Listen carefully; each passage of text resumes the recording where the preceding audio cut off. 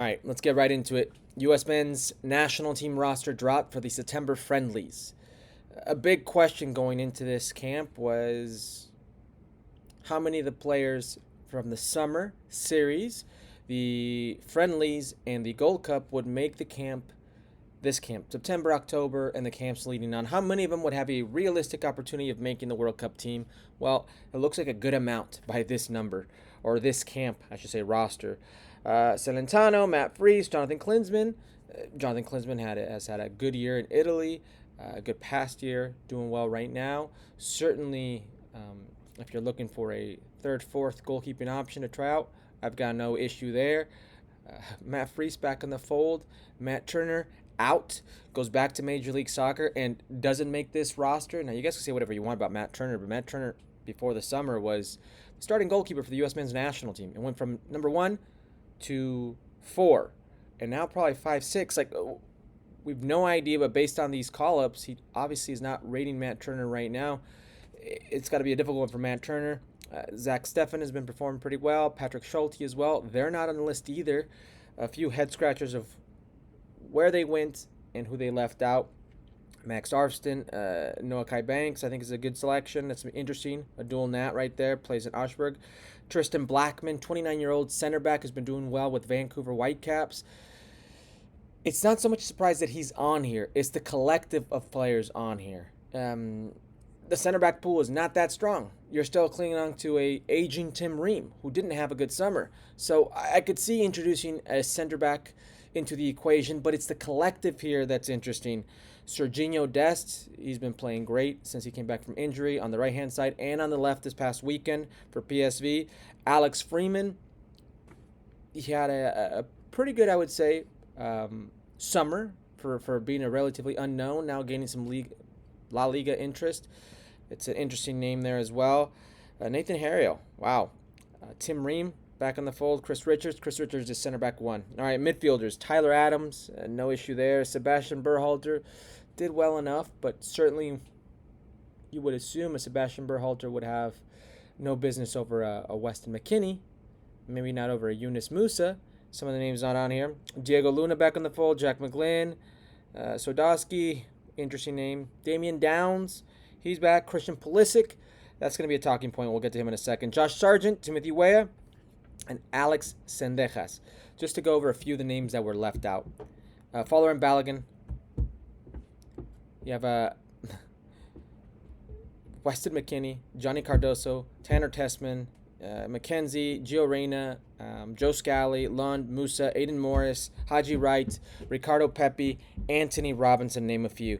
All right, where do we start with this?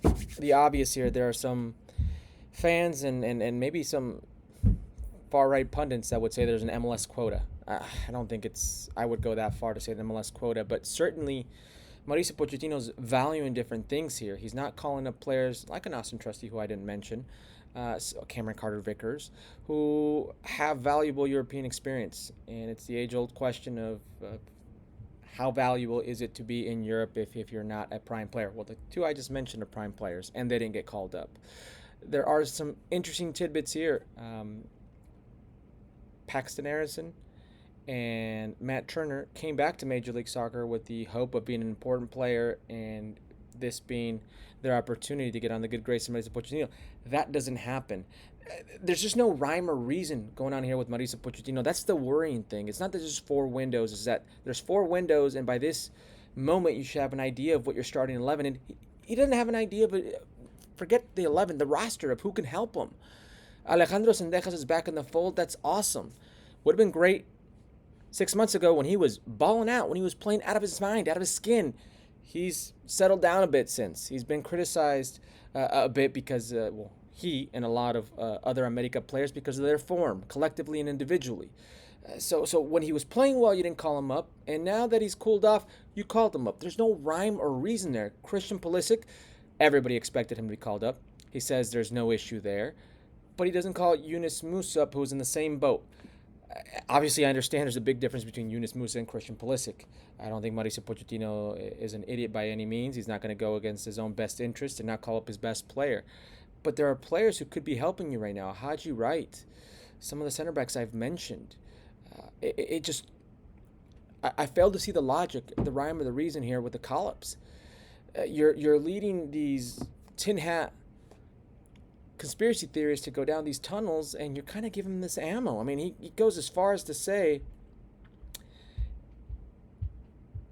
the MLS, in my assessment, called it the MLS, by the way, is maybe more competitive than some leagues in Europe. Mauricio Pochettino. If Greg Berhalter said that, people's heads would explode. Your boy would probably be one of them. Greg Berhalter would be crucified for saying that. Mauricio Pochettino,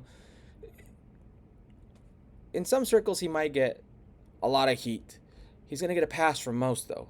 My question is, what's competitive? Does he mean like 28, 29 could beat number one? Yeah, okay. Maybe that's competitive, if that's what you want to go competitive. Or does he mean good competition, good players, good league, good environment? And if so, if that's what he means, well then, what leagues is Major League Soccer better than? Because Europe is massive. Are you telling me it's better than Turkey? Are you telling me it's better than Russia? Are you telling me it's better than the championship? Is that what you're telling me? Because maybe there's some sort of argument. It would be difficult. Some of the places I just mentioned have Champions League aspirations and very big pockets, big clubs, big players. But then we're having a constructive argument here, a good debate. But just to say it's more competitive than some leagues, well, is it more competitive than France?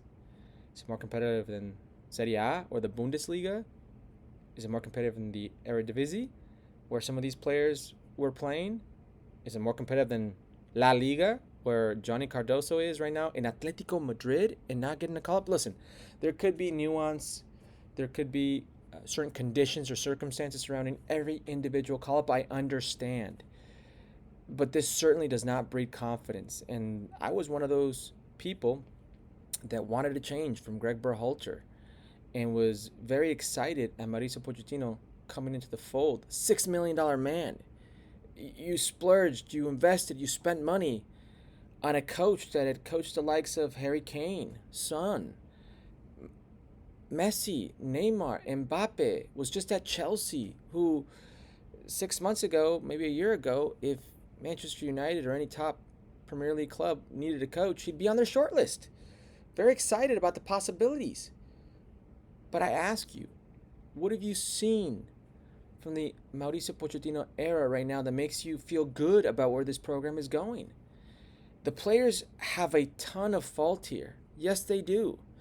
The Christian Pulisic, Yunus Musa situation with the former players and how that exploded in their face in U.S. soccer, catering them to that podcast and et cetera, the response from Christian Pulisic on the other podcast, et cetera, it's been terrible. Fine, the players have a ton of blame here. They've not been great by any means, but wow, I'm really struggling to find the logic behind some of these call-ups. Hopefully we get a little bit more clarity, but right now, I think I, like many other fans, are left with more questions than anything.